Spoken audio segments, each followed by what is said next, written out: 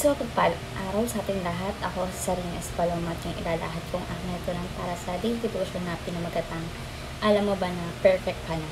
So, ang ating concept is imputation. Meaning, means to credit something to someone's account.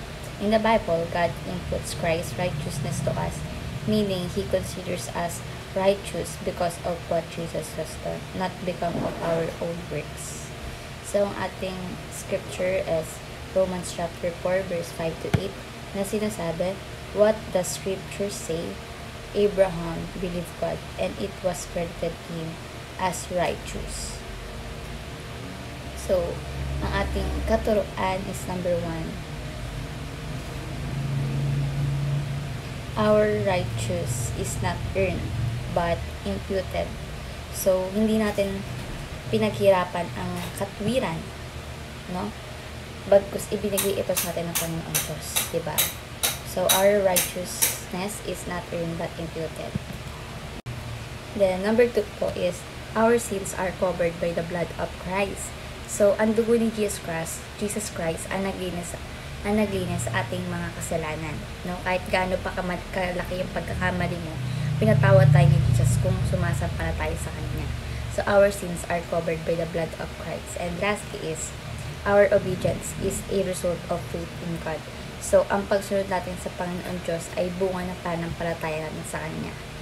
No? Siba, naniniwala ka sa Panginoon Diyos Kristo. Gusto mong sundin siya. No? Hindi para maligtas, kundi dahil ligtas ka na.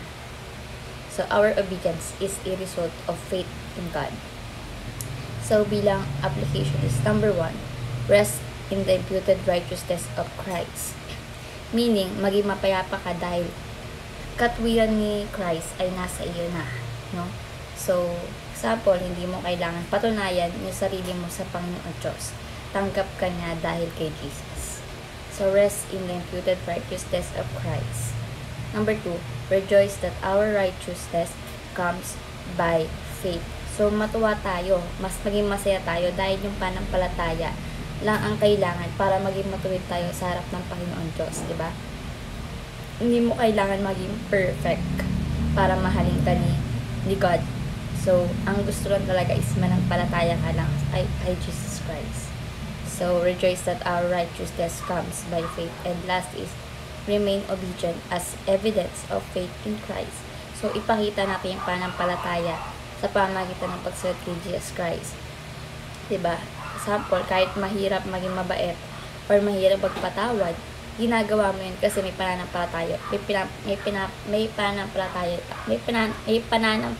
tayo kay Jesus Christ. So, remain obedient as evidence of faith in Christ. So, ayun namin ang aking devotion. May matulang kayo, may share sa iba, share mga tayo sa ating buhay. Thank you sa pakikinig at God bless po sa ating lahat.